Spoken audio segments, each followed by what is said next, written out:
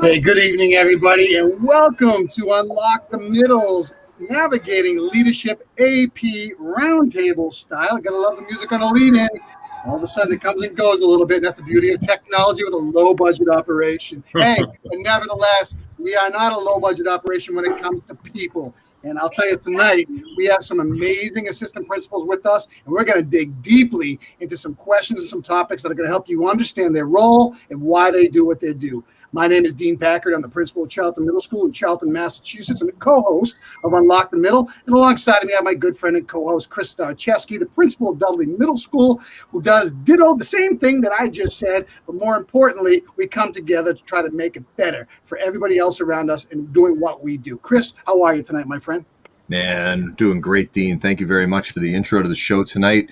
You know, we just came off a great Navigating Leadership episode with AJ and Fred White, Aubrey Patterson, AJ. Oh, I already said AJ. Josh Tovar. Great discussion about the end to our school year, finding balance and the importance of that, and then visioning for the future. It was a heck of an episode. It was a heck of a conversation. And this conversation tonight is not going to disappoint either. Talking to some rock star assistant principals out there from around the country. So we can go ahead and learn a little bit more about what it's been like in their trench and where they're looking to go this year. We've got Charlie Stone. How are you, Charlie? I'm good. Thanks for having me, Dean and Chris. I appreciate the opportunity. Awesome. We're going to go ahead and learn a little bit about you throughout the night today. Ryan Scott, how are you doing tonight? Man, I am stoked to be here. Thank you for inviting me once again. Sweet. And Mike Lavallee, how are you from Oxford Middle, right next door? Yeah, doing all right here in Massachusetts. Hot out here, boys. Hot out here today. Doing all right. Good to be here again. Thanks for having me back. Awesome. And, of course, AJ Bianco. What's going on, my friend? Doing well. And set up the conversation. Love connecting with people who are very like-minded, our assistant principal crew. I'm looking forward to this conversation. The great thing about this group of individuals, I see you all as future principals. You're going to be running a building, and man, that excites me more than anything else, because right now you're just taking and you're like a sponge. You're learning what you can, you're doing what you can, and you are building your capacity to become that leader in your building. So thank you for joining us. If you're new to the table, like Charlie, welcome. And, everybody else, let's get at it and let's get right to it. Let's talk about this year, okay? Let's talk about how you navigated through the year and what it means directly to you specifically. So let's start off first with, let's go with AJ, since he's going to set the table. Yeah, so I talked to you guys about this, and for those who are listening first time, this is my first year as an AP. I jumped into my school in October. So not only did I have pandemic principalships, I had to come, a month and a half, 2 months late, no summer planning, just kind of hitting the ground running. Teachers at that point were already virtual.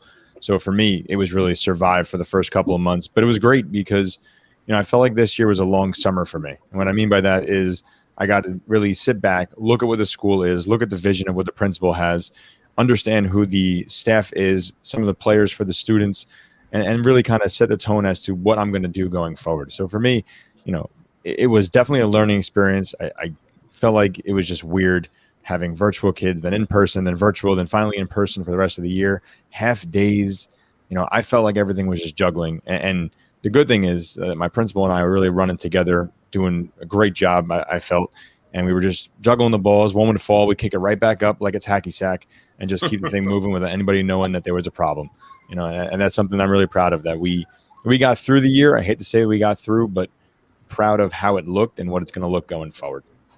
Charlie, over in North Texas.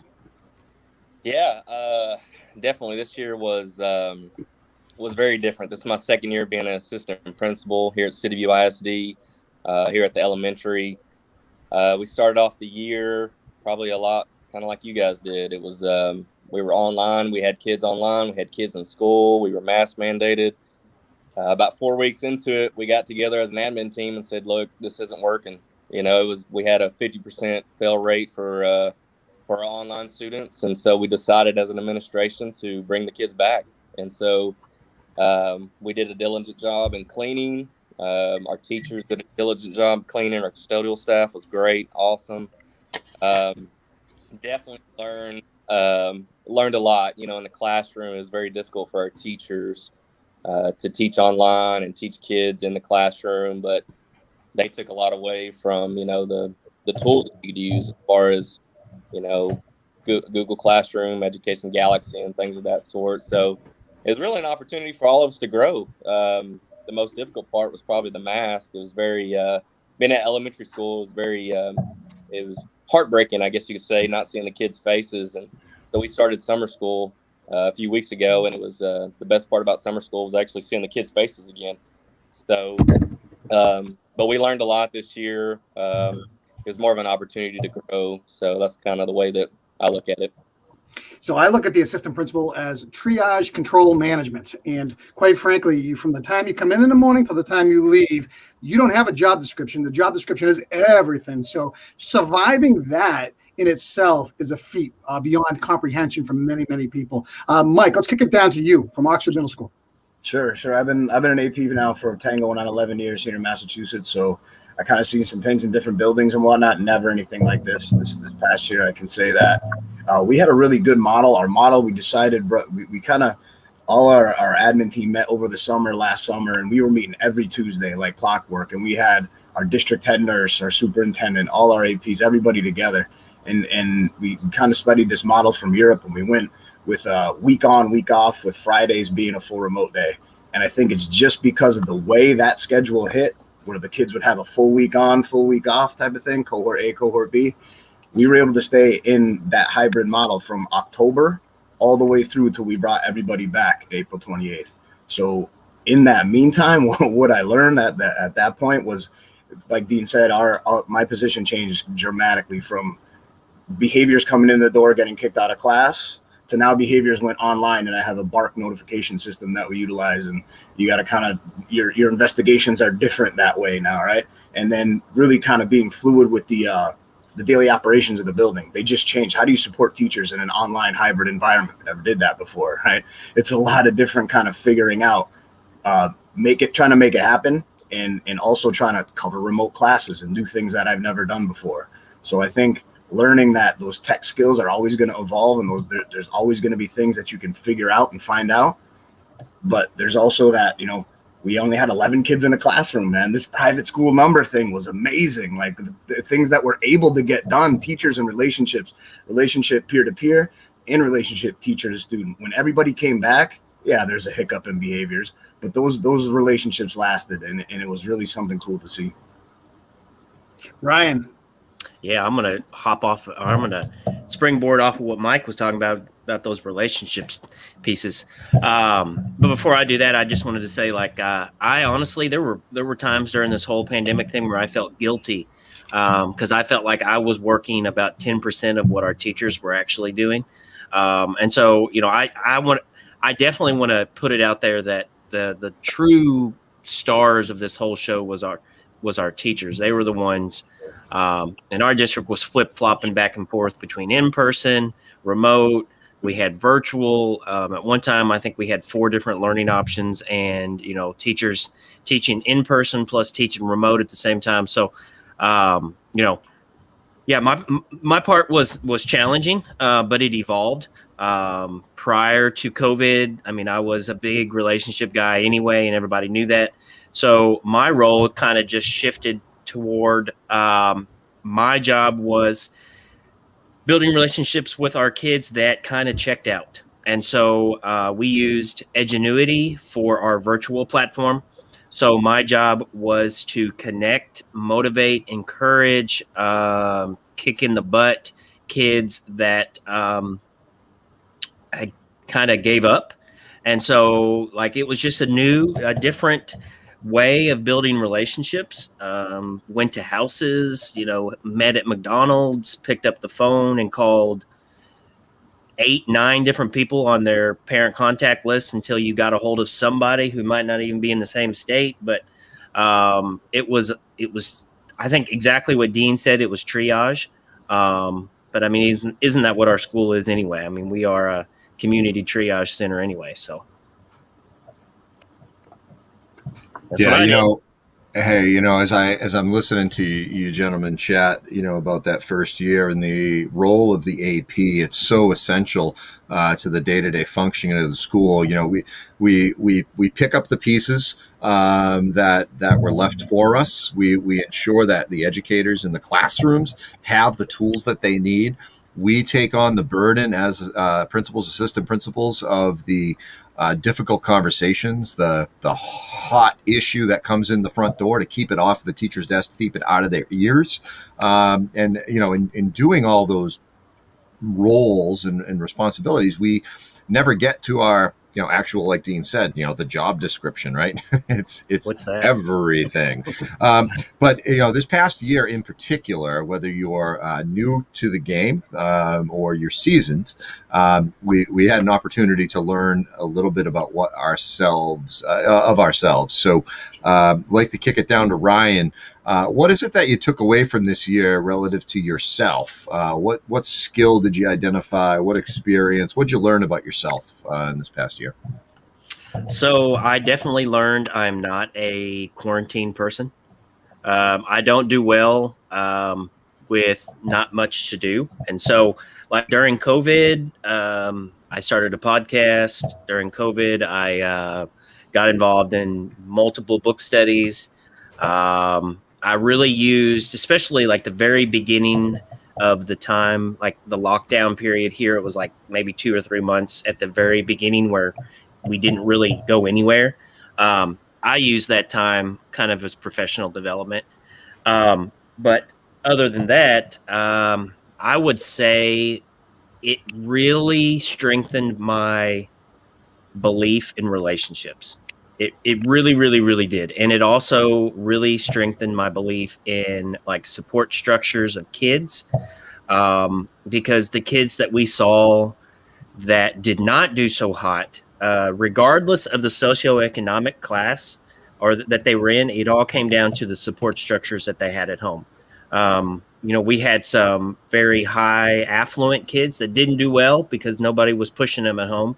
And we had kids that were from very, high poverty homes that didn't do well, again, because they didn't have that support at home.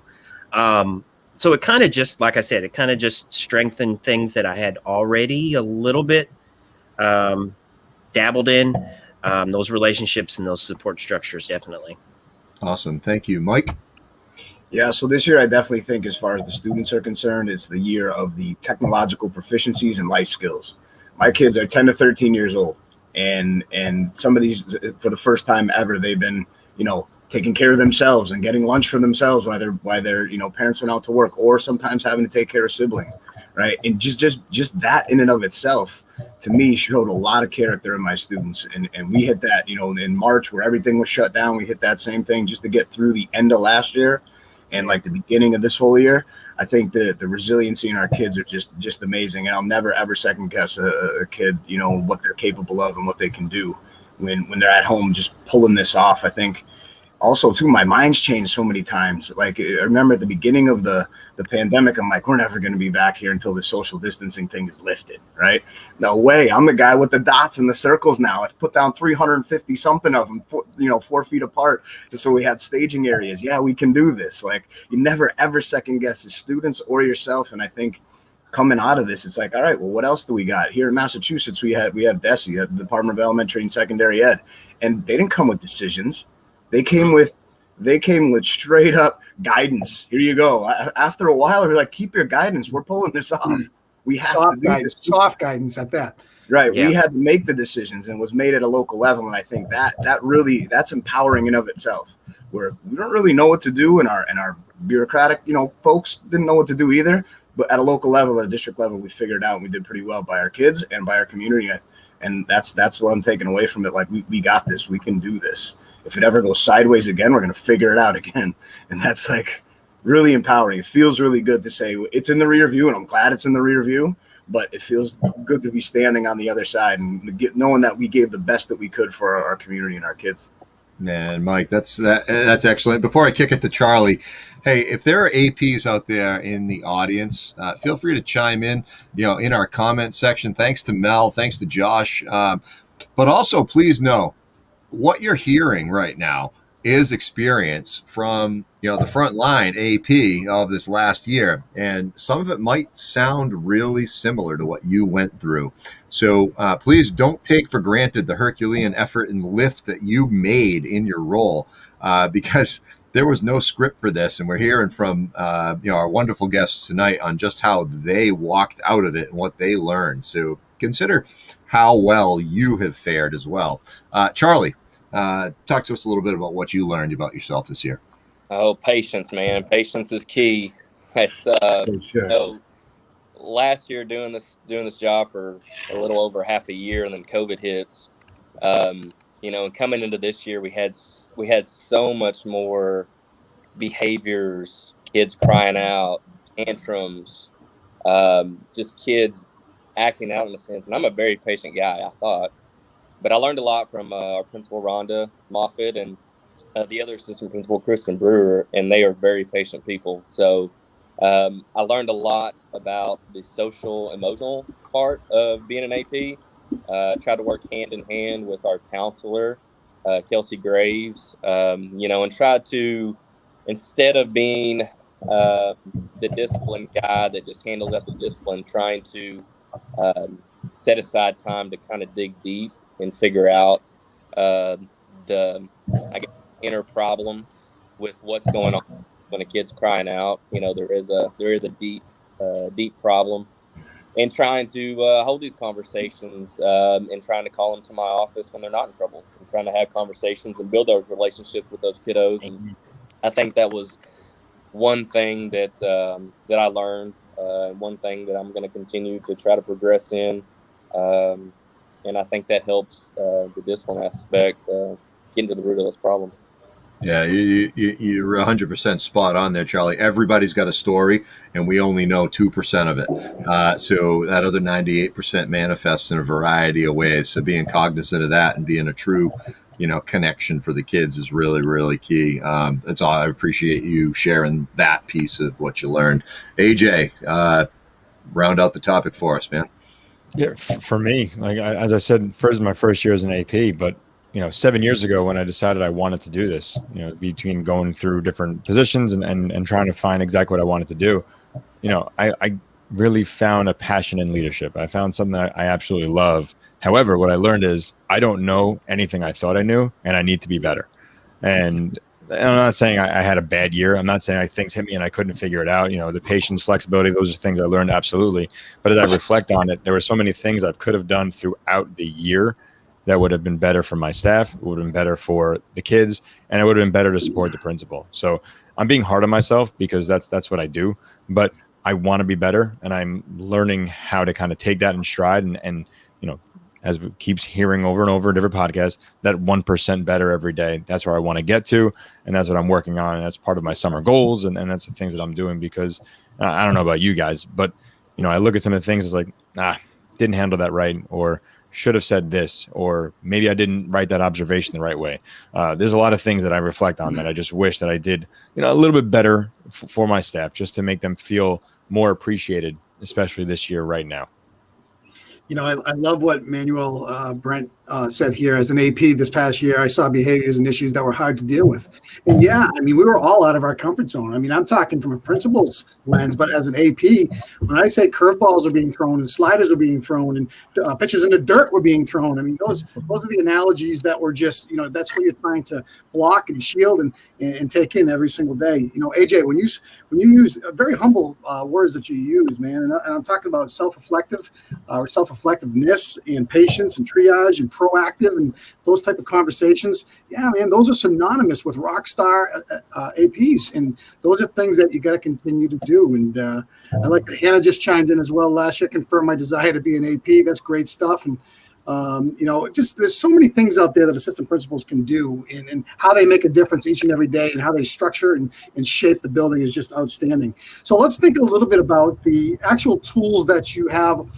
incorporated from COVID into your toolbox right now. And what does that look like for you as you move forward into next year? I know Mike had talked about that technologically savvy piece that's out there, but I'm going to go up to Charlie first. And Charlie, some of the tools that you've been able to embrace and really kind of polish up and being ready to use them in your toolbox as you start off the year next year. Oh gosh, as far as what we learned, I mean, what did we not learn? I mean, it's from the relationship building piece to, we had families that wanted to get in the building, but no, you got to make an appointment to get in. It was the thing that we want to focus on this next year. We want to get back to is our family engagement. We want to get back to the community. We're planning a fall feed.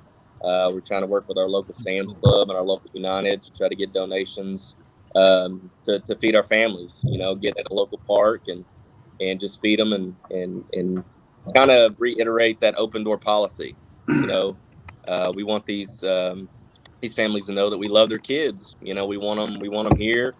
When I first took this job as an AP, the vision the principal and I had was the word one. We wanted to have our community and us to be one, and COVID didn't really let us do that.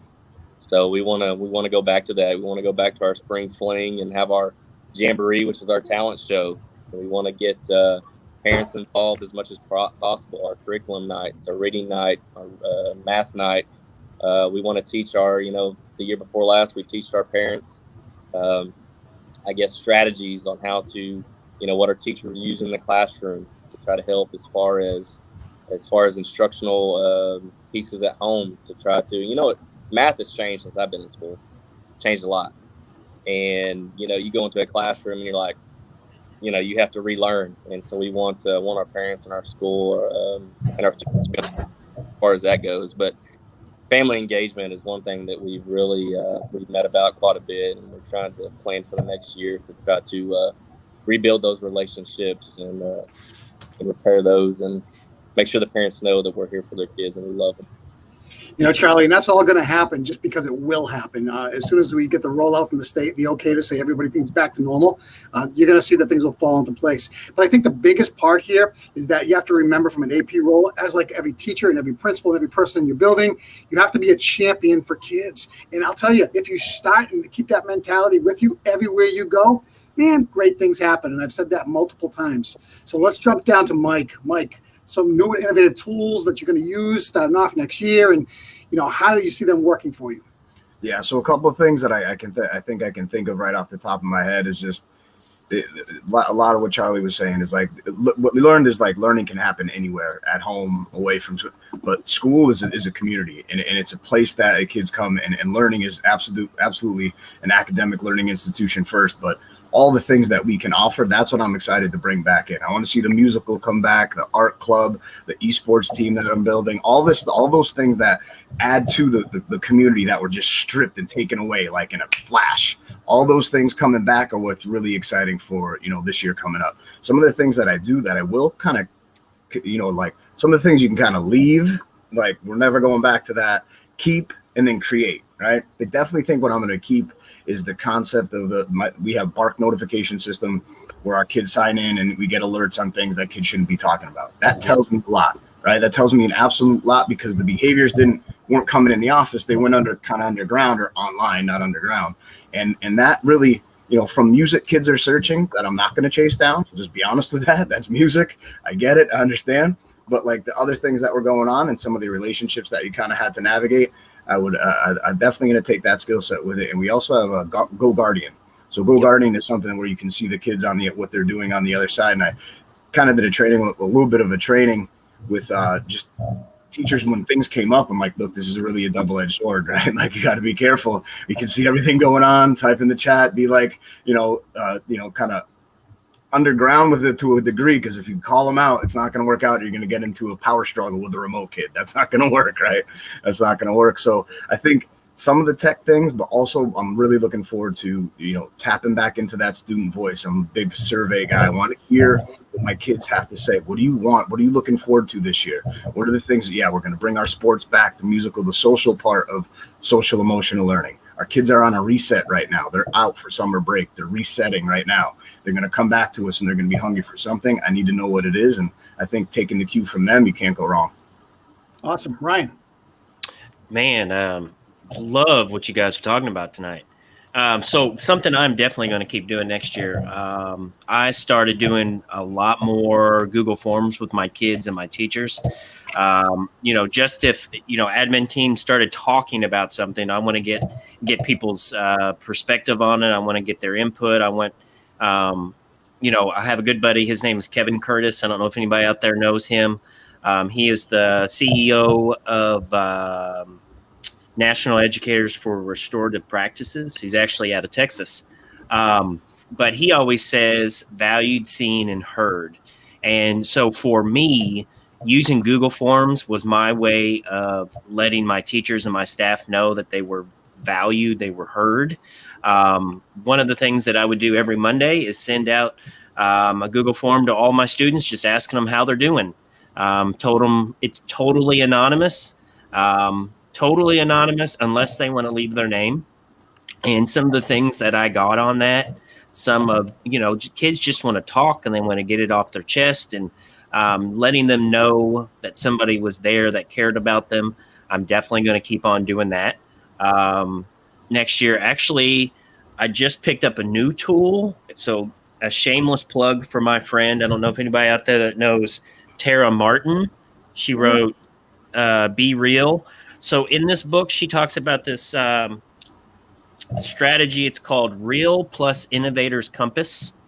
And it is a protocol to use with your people to kind of dig down about what their aspirations, what their dreams are for that year. And it's a really good protocol, because I'm a as you guys know, I'm a big relationship guy. And for the last 2 years, I've just been doing that within my guided plannings, just talking. And this is more of a specific protocol that you can follow with those people, and that you're meant to do repeatedly, like 3 times a year, to see where they want to go, how you can help them. And so that's something I'm going to hope to use next year going forward.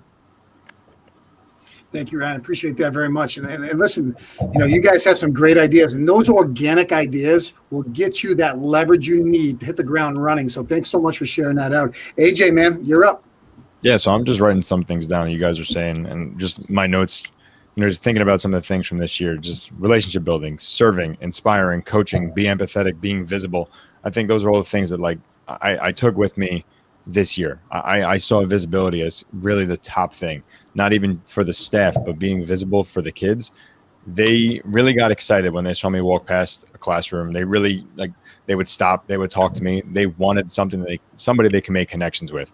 So being visible was really, really clutch this year, because those kids needed somebody. And I think for a lot of the male students, they needed another male, because a lot of female teachers, right? They needed another male, and they could see me. They stopped me. They talked to me about sports, talked to me about ridiculous things that I had no idea about. But it's somebody that's going to listen to them, and it's not their parents. So I really like that. And I think with the staff, my big focus next year is going to be instructional leadership.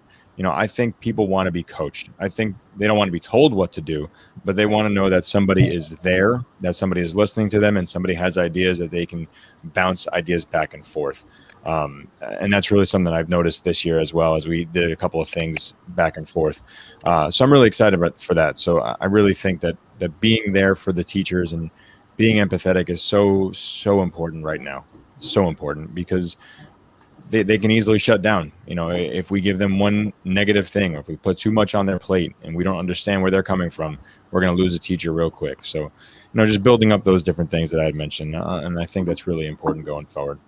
Keeping that connectivity, man, that is super, super important. Thanks so much for adding that. Hey, listen, we're going to do a quick roundtable right now, because I think it's important. Summertime, what are you going to do to balance yourself? And let's start off. Charlie, what are you going to do to make sure Charlie is the best Charlie coming back next year? Give us your 2-minute version of that.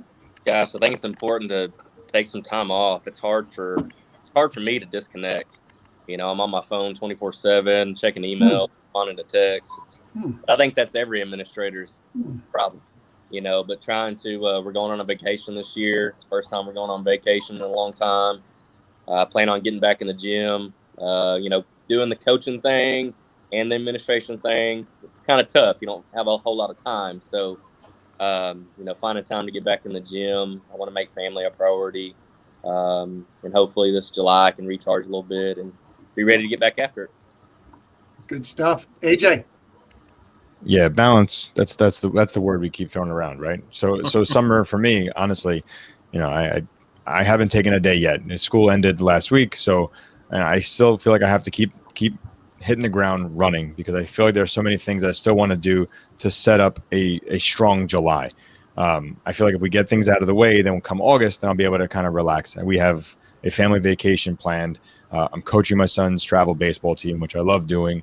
So 3 days a week, I have that, and then coming home and being dad. When the day is over, we have shortened days for summer hours. I like coming home being dad. I like running around the backyard. I like doing the lawn. I love those things that are outside of school. However, as Charlie just said, I got my phone on me. I'm getting my emails. I'm trying to make sure that we're connecting. I'm listening to the podcast. I'm making sure that we're continuing to grow because, as I said to you guys before, I'm looking to be better. I want to be better for my school. I want my school to be better. So, as Dean said, we can be that school. That's the goal. That's a sickness, AJ. I know. You, it's hard to get out of it, man. And I subscribe to it, and it's very hard. So, Ryan. Yeah. So, like AJ said, balance. I'm not sure I know what that is, but I loved the prior conversation tonight. Someone brought up the fact of a pendulum versus a balance, and I loved that analogy. Because I mean, I'm a person that I ascribe to this motto: you were made to be awesome, in all that you were in all that you do. And however, if you're not careful, that can quickly burn you out. But when I'm at school, I'm all in for school. That's my focus. Those kids are my number one. I'm there to serve first, be an administrator second. But when I come home, I try really, really hard that I'm daddy, I'm hubby. I don't have to answer every single email at home. I don't have to answer the text. I have told my people, if it's an emergency, call me. Because if you just text me when I'm at home, I may not text you back because I may be, I may be wrestling with my kids or walking my dog or drinking a beer down by the pool. I don't know. But having said that, a good buddy of mine, Martin Silverman from San Antonio, has some really good. He has really shown me that, yes, my purpose is education, but at the end of the day, I am a dad and I am a husband, and that is my priority.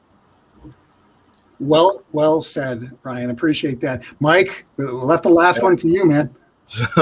So balance and all this, right? This is something I think people can go their whole life and not achieve. So you need to possess courage and constitution to disconnect. Ooh. To make that conscious choice not to look at my email, my Bark notifications, all these things that'll go and swim around our head. I think the way that I do it, that I continue to do it, is I make sure that myself and my principal, even during the summer, she knows that if she needs me, I'm going to be there. That's it. If you need me for hiring, if you need me for summer school, if you need me to hop on some weird project that you can't figure you don't have the time for right now, I'm there for that. So I just know I'm at the ready and I'm ready to go when I need to, except for that last week in July, because that's the week I'm on vacation with my family. I will not sacrifice. You have to put up that armor and say, look, this is who I am right now, and I'm bringing my whole self to work. I'm going to bring my whole self to school, and then when I'm not there, I'm going to be my whole self somewhere else. And same thing, got to stay on point with. For me, it really helps out the physical activity. I bike. Boxing class starts back up again next month, so it's good to get the stress out in and of itself. But that's something that really I focus in on something else, and then the ideas that flow, like sometimes that about school, when you're really present in something else, really kind of like, wow, we're going to pull that off. I'm already dreaming about my esports team and trying to get back together at the middle school level. That stuff. High school level is different. Middle school level, we're kind of, from scratch, and our school committee just approved the stipend for the coach. So it's just these different things that come in, and trying to stay, balanced and present. Take the time to recharge and rest is probably the most important thing we can do to be 150% that we need to be when we come back. If we don't do that, we'll burn out. It's like on the hamster wheel. It's no time for that. Got to rest and recharge. Courage and constitution to disconnect, though. That's where it's at right there. I'm going to tell you, and Mike, again, that was very well said. Also, UAPs are the lifelines to our schools, man. You are the right-hand people to the principals. You are the champion of kids. You are the supporter of teachers. You are the conduit of communication to community. You are the handshakers. You are the huggers. You are the disciplinarians. You are the people that take care of everything in the trenches. And for all you people listening out there, man, it is a great role. And I love my days when I was an AP. I did it for 6 years, and I'll never look back. And I'll tell you what, at that point in time, I was ready to be a principal. I thought I was ready to be a principal. You're never ready to be a principal. But I will tell you that those days help you learn, and they help shape who you're going to become as a person, as a leader, and as just that individual that people look up to, because you have to walk the walk and model it every single day. So kudos to you guys. Chris, kicking it over to you, man. Wow. Gentlemen, thanks so much tonight for sharing with us some of your experiences from the last year, what you've done, what you've realized about yourselves, and where you're looking to focus as we enter in to the next school year. We're on summer vacation. So, Mike, I hope you take more than just a few days at the end of July for yourself. But seriously, having a good assistant principal, and both Dean and I have been blessed to have excellent assistant principals. We can put the torch in their hands, and we can trust that the mission of our school and our vision is going to be implemented fully. There's no necessary double check. There's no look over the shoulder and thought. It takes a while to get there. So I encourage you to continue to have those conversations, courageous conversations with your principals. Make sure you're on the same page. Talk to those educators in the building. Make sure that they have your back and they understand that you have theirs. And then, of course, we bring the students into the situation. The assistant principal is the direct conduit from the administrative vision right into every student's ear and on their eyes. I try to be visible as a principal. Dean tries to be visible as a principal. But at times, the job and the pressure requires us to focus in other areas. So APs, the lifeline of the school, without a doubt. Thank you so much for joining us tonight. Coach at Coach Stone 22, at AJ Bianco, at AP Mike Lavelli, and at Ryan Scott 1981. Follow them on Twitter out there in the audience, please, because building a professional learning network is a two-way street. And as you heard from these gentlemen, their experiences can put information on your plate, as well as allow you to push some things off of your plate when you realize others are able to do that just as well. Hey, everybody, be well. We are coming up on the end of our show. Dean, it's always been a pleasure sitting alongside you. We're coming up on a 1-year anniversary, by the way. July 9th is the 1-year anniversary of Unlock the Middle. We started out in infancy, and we're looking forward to being able to share some of those highlights from the past year with everyone out there. Be well. Take a break, gentlemen. Enjoy the 4th, and just get some summer on. We are off tonight.